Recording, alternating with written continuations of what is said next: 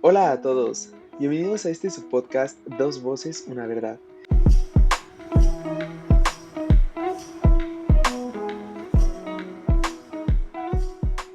Qué bendición que nos acompañen hoy.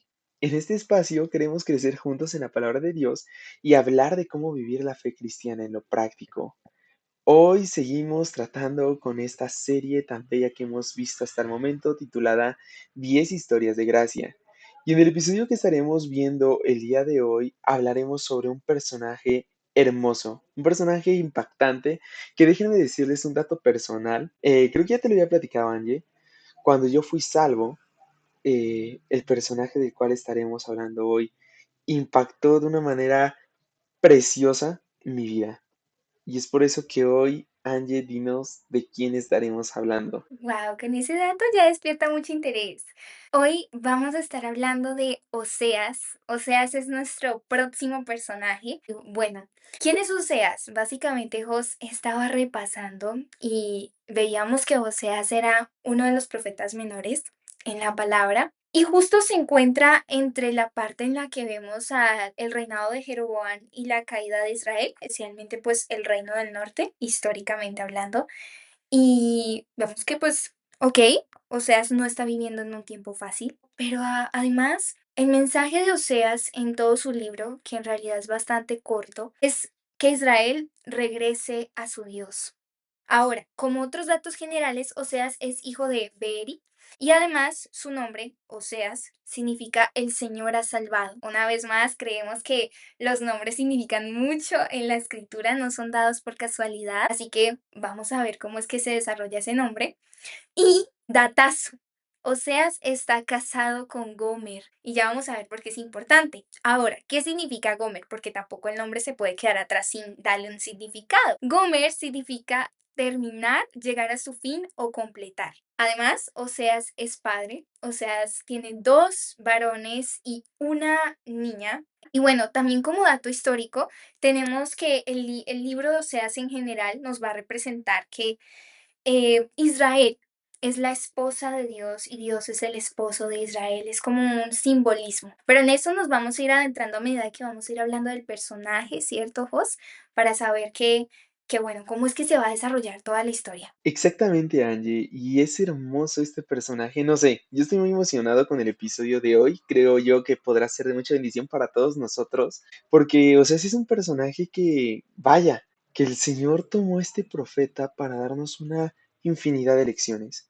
Y pues en base a ello, podemos destacar tres eventos en la vida de Oseas. Tres eventos que marcaron tanto su vida y siguen marcando a la iglesia hoy en día. Y el primero de ellos sería, tú mencionabas a su esposa, ¿no? A esta mujer, Gomer. Y este va a ser el primer suceso en la vida de Oseas del cual queremos hablar hoy. El cómo Dios le ordenó a Oseas que se casara con Gomer. Y para eso quisiera que en nuestras Biblias pudiéramos leer Oseas capítulo 1, versículo 2. Nos dice la palabra de Dios. Cuando por primera vez el Señor habló por medio de Oseas, el Señor le dijo, ve, toma para ti a una mujer ramera y ten con ella hijos de prostitución, porque la tierra se prostituye gravemente, abandonando al Señor. Y wow, o sea, yo cuando leo esto, Angie, me impacta muchísimo, porque podemos ver justamente una ordenanza que Dios le da a Oseas que es muy difícil de obedecer. Oseas conocía de alguna manera que esta mujer con la que él se casaría, Gomer, le sería infiel, porque esta mujer era una ramera. Pero a pesar de eso, Oseas obedece al Señor y se casa con ella. Y es de esta manera que Dios empieza a mostrarnos por medio de Oseas cómo tenía que él tener compasión, amor, permanencia y lealtad sin importar lo que Gomer hiciera. Y es así que, como tú mencionabas, podemos ver que Dios está reflejando por la vida de Gomer y de Oseas a Israel y Dios, ¿no? Esta relación que llevaba Israel con Dios, siendo Dios como Oseas un esposo fiel y Israel completamente infiel, porque sabemos que en esa época Israel se había unido a Baal, había sido infiel para con Dios siguiendo dioses falsos, adorando en diferentes lugares y dioses de diferentes regiones como de Siria y Palestina, violando así el primer mandamiento que Dios le dio a Moisés en Éxodo capítulo 20, versículo 3. Y es bastante vital entender que la vida de Gomer básicamente era un reflejo de nuestra vida y del mensaje que Oseas estaba queriendo predicar al pueblo. Y de esta manera podemos ver que Oseas es un personaje lleno de obediencia con dificultad, porque hay veces en las que obedecer es sencillo, pero la obediencia que Oseas está demostrando es completamente difícil. Dios está pidiendo que se case con una mujer adúltera y Oseas tiene que luchar entre amar a alguien que no lo ama con fidelidad. Pero, por favor, Angie, continúa hablándonos de este tema. Mencionaste algo importante, Jos, y era la obediencia. Bueno, podemos decir, es una petición bastante curiosa de parte del Señor. ¿Por qué casarse con una mujer ramera? ¿Por qué hacer todo esto? ¿Y por qué Oseas obedece? Y cuando estudiábamos esta parte, veíamos que Oseas es totalmente reverente delante del Señor. Oseas entiende, Jos, a quién le pertenece y al servicio de quién está. Y eso muchas veces a nosotros no nos pasa. Quizás podemos pensar que creemos en Dios, que realmente somos súper obedientes, pero ¿qué hacemos con solo obedeciendo las cosas que nos agradan, las cosas que nos parecen, las cosas que van de acuerdo a lo que nosotros pensamos y todo aquello que contradice aquellas estructuras que tenemos y contradice como lo que pensamos en nuestro parecer que está bien? Inmediatamente nos retrocedemos y decimos, no, Dios está mal, yo soy el que estoy bien. Y ahí encontramos algo gravísimo porque Oseas no fue así. Es más, a veces puedes decir, no, realmente yo obedezco y soy súper bien. Ahora, evaluemos, ¿qué pasa cuando Dios nos pide algo, Jos?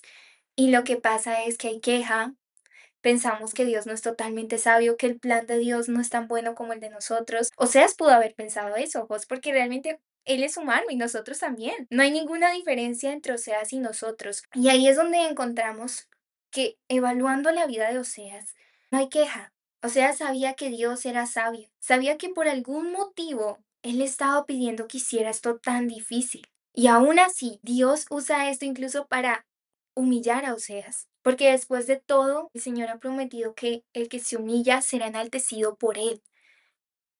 Dios quería convertir la vida de Oseas en una predicación del mensaje que el mismo Oseas estaba transfiriendo al pueblo de Israel. Era una viva imagen, ¿cierto, Jos? Pero ¿qué estaba pasando en el pueblo de Israel que Dios quería transmitirles un mensaje? Eso está como extraño, porque no lo hemos hablado. Claro, Angie, la verdad es de que el contexto del pueblo de Israel en ese momento no iba nada bien, como tú mencionabas. Este mensaje que Dios quiere mostrar al pueblo por medio de Oseas y su vida es debido a que el pueblo estaba viviendo en una época llena de oscuridad. El pueblo de Israel estaba viviendo en una época desastrosa en la cual estaban vueltos completamente hacia diferentes ídolos, hacia tradiciones paganas, olvidándose completamente de la ley de Dios y viviendo como ellos querían vivir en plena oscuridad. Y es por esto que Oseas permanece firme y permanece completamente afianzado en la fe. Oseas de este modo, Angie, como mencionabas, tiene cierto dolor al ver la infidelidad del pueblo, pero también al ver la infidelidad de su mujer. Y es que Oseas y Gomer es una relación que podemos ver muy particular, muy única en la escritura, pero que Dios unió para poder demostrar el mensaje que iba a predicar por medio de la vida de Oseas. Y es por esto que podemos ver que el pueblo de Israel en ese momento, mientras Oseas permanece firme, fiel para con Dios, firme en la fe, el pueblo estaba en completo pecado, completa idolatría y absoluta oscuridad. Oseas vivía en santidad. Oseas vivía apartado en medio de una nación completamente pecaminosa y perversa. Pero en medio de todo este pueblo, vuelto a ídolos, en contra de la ley de Dios, este bello profeta nunca tuvo temor de compartir el mensaje de arrepentimiento. Cuéntanos, Angie, respecto a Dios, su carácter ¿Y cómo comienza este bello mensaje? Bueno, vamos entrando en la parte que nos encanta, Dios en Oseas. Y había algo que rescato, Jos, conectándolo un poco con lo que mencionabas, y era, ok, Dios hace que Oseas empiece a vivir en medio de esa generación. Él es como el diferente, por colocarlo en otras palabras, a todo el resto. Y Dios usa esta ejemplificación en su matrimonio y por medio de sus hijos, como luego tú nos hablarás, para hacernos ver que Dios tenía tanto amor por su pueblo que fue capaz de llegar a tal punto de colocar la vida de un hombre y decirles, ok, si no entienden por palabras, entiendan por lo menos por el ejemplo, entiendan por lo que están viendo enfrente, entiendan por ver al pobre Oseas sufriendo por su mujer que está en este estado y que no sale y que no sale y que no sale de estar ahí, siempre regresa al mismo lugar. Dios es un Dios compasivo, pero también un Dios que está lleno de un amor tierno, de un amor que está presente para con aquellos que Él ha escogido, para con aquellos que Él ha llamado. El mensaje de Oseas es un mensaje de continuo llamado al arrepentimiento y a veces pensamos al leer el libro y a leer la historia de Oseas, pero principalmente la historia de Dios, porque de eso se trata. Pensamos, ok, es mucho juicio, mucho juicio. ¿Dónde vemos la compasión en eso? Pues porque precisamente la compasión de Dios se manifiesta al mostrarnos que estamos andando mal, al dirigirnos hacia el camino correcto. El principal deseo del Señor no es el castigo. Y eso nos chocaba, ¿no, Jos? A veces pensamos, el principal deseo de Dios es castigar. En el Antiguo Testamento vemos un Dios airado. No, no, no, no, no, no. Es una mala interpretación. ¿Qué vemos entonces, Jos? Vemos el deseo de llevarnos al arrepentimiento y apartarnos del pecado. Y había algo que nos encantaba, que era como que lo notábamos mucho en Oseas y decíamos, Dios quiere que regresemos a quien primero nos amó, como dice la palabra, a quien dio a su Hijo aun cuando nosotros éramos pecadores. Y aquí nos parecía precioso un versículo en Oseas capítulo 2 del 19 al 23, donde dice la palabra, te desposaré conmigo para siempre y te desposaré conmigo en justicia y en derecho, en misericordia y en compasión. Te desposaré conmigo en fidelidad, y tú conocerás al Señor. Y sucederá que en aquel día yo responderé, declara el Señor. Responderé a los cielos y ellos responderán a la tierra. Y la tierra responderá al trigo y al vino nuevo y al aceite, y ellos responderán a Jezreel. La sembraré para mí en la tierra, y tendré compasión de la que no recibió compasión. Y diré al que no era mi pueblo, tú eres mi pueblo. Y él dirá, tú eres mi Dios. Hermosísimo, ¿no, Jos? Precioso, precioso. Me encanta ese versículo. Creo que refleja claramente el llamado que el Señor ha estado haciendo por medio de Oseas para el arrepentimiento. Pero debemos de entender, hay que hallar este equilibrio, porque hay veces en las que vemos a Dios como un Dios 100% amor, 100% arrepentimiento, gracia. Y claro que es cierto, el Señor es fiel, el Señor es bueno, el Señor es amoroso, tiene misericordia, pero hay veces en las que queremos alejarnos de Dios como un Dios juez, como un Dios justo, un Dios eh, que advierte gravemente las consecuencias del pecado. Y nosotros podemos ver esto en Oseas y es por lo cual me fascina porque yo recuerdo que cuando el Señor estaba hablando a mi vida, yo había crecido pensando en un Dios lleno de amor que pues básicamente perdonaba todo lo que yo hiciera y cuando yo se lo pidiera y pues si yo hacía algo malo simplemente era sencillo, Señor, perdóname y pues ya, quedaba saldada la cuenta y podía volver a vivir como quisiera. Y ese es el error en el que caemos cuando vemos a Dios solamente como Dios de amor, que la Biblia nos muestra que Dios es un Dios que está en contra del pecado, un Dios justo y un Dios que nos advierte respecto a las consecuencias de nuestras acciones. Pero a pesar de estas advertencias que hace Dios, Dios también es un Dios paciente para con los suyos, para con su pueblo. Para esto que quiero mostrarles, Angie, quisiera que pudiéramos leer Oseas capítulo 9, versículos 7 al 10. Dice el Señor, han llegado los días del castigo, han llegado los días de la retribución, que lo sepa Israel. Un insensato es el profeta, un loco el hombre inspirado, a causa de la magnitud de tu culpa y por tu mucha hostilidad. Vigía con mi Dios era Efraín, un profeta. Sin embargo, el lazo del cazador está en todos sus caminos, y en la casa de su Dios solo hay hostilidad.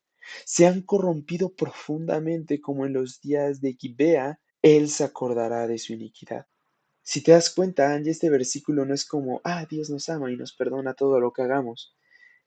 Oseas está siendo claro para con el pueblo. Oseas está diciendo incluso al final que se hicieron abominables. Oseas está diciendo que pecaron como pecó el pueblo de Israel en el desierto y que Dios se acordaría de su iniquidad y castigaría todos y cada uno de sus pecados. Entonces, quisiera que hoy pensemos y meditemos en esto, Angie. Sí, Dios es amor y como decías, Él hace este llamado al arrepentimiento. Pero debemos de recordar que también Dios es un Dios que nos advierte de nuestros pecados y de sus consecuencias. Pero en medio de eso, Dios es un Dios paciente para con su pueblo.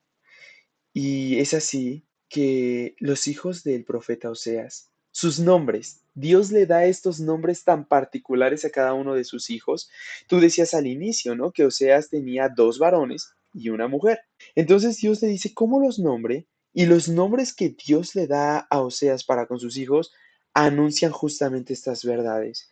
El juicio venidero y cómo es que el pueblo decidió ignorar ese juicio. Dios es un Dios que corrige a su pueblo, pero no lo corrige como muchas veces podemos verlo, que Dios se la pasa mandando gente al infierno. No, Dios corrige a su pueblo y lo hace por amor y con el propósito de restaurarlo.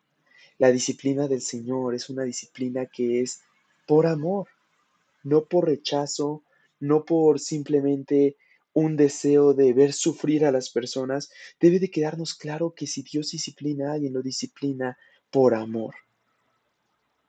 Dios estaba castigando al pueblo, pero lo estaba castigando para atraer y cautivar una vez más su corazón.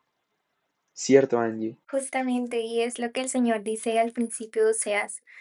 Nos encantaba Oseas 2, habla acerca de eso. Y hay una parte en el versículo que estabas leyendo, Jos, que decía que, bueno, ellos ya se han perdido, ¿no? Ellos ya se han ido tras Baales y que Baal era un dios pagano, como ya nos dijiste. Pero ahora podríamos pensar, bueno, entonces para Israel no hay esperanza. Y si no hubo para el pueblo de Israel, tampoco la hay para nosotros. Es una buena pregunta, Jos, pero la realidad es que sí hay esperanza. La realidad es que en medio de una generación, como tú decías, que era perversa, que era malvada, que estaba sumida, o sea, hundida ya en su pecado, Dios era esa luz y esa restauración. Dios en su fidelidad estaba viniendo hacia un Israel infiel, así como Él hoy está viniendo por aquellos que están siendo infieles a Él, por aquellos que están andando por un camino de perdición, ¿cierto? El libro de Oseas, la historia de Oseas junto con su esposa Gomer, nos revela algo hermosísimo que tú y yo remarcamos bastante, y es la necesidad del Evangelio, la necesidad de que la luz de Cristo venga a nosotros, la necesidad que tiene el hombre de que seamos rescatados y que al ser rescatados por Jesucristo, nos lleve eso a ahora sí serle fieles. Lo que fue el pueblo de Israel incapaz de hacer, lo que fue Gomer incapaz de hacer, Cristo mismo nos capacita ahora para serle fieles. Y había un versículo que encontramos en Oseas 14, versículo del 3 al 5 y luego saltamos al 9 donde nos dice la palabra de Dios, Asiria no lo salvará, no montaremos a caballo y nunca más diremos Dios nuestro, a la obra de nuestras manos, pues en ti el huérfano haya misericordia. Yo sanaré su apostasía, los amaré generosamente, pues mi ira se ha apartado de ellos. Seré como rocío para Israel, florecerá como lirio, y extenderé sus raíces como los cedros del Líbano. ¿Quién es sabio que entienda estas palabras y quién es prudente que las comprenda? Porque rectos son los caminos del Señor, y los justos andarán por ellos, pero los transgresores tropezarán en ellos. Y era algo que realmente al leer este versículo, Jos, decíamos, wow, es hermoso como el Señor quería conducir a Israel a esa restauración. Dios no nos deja como estamos.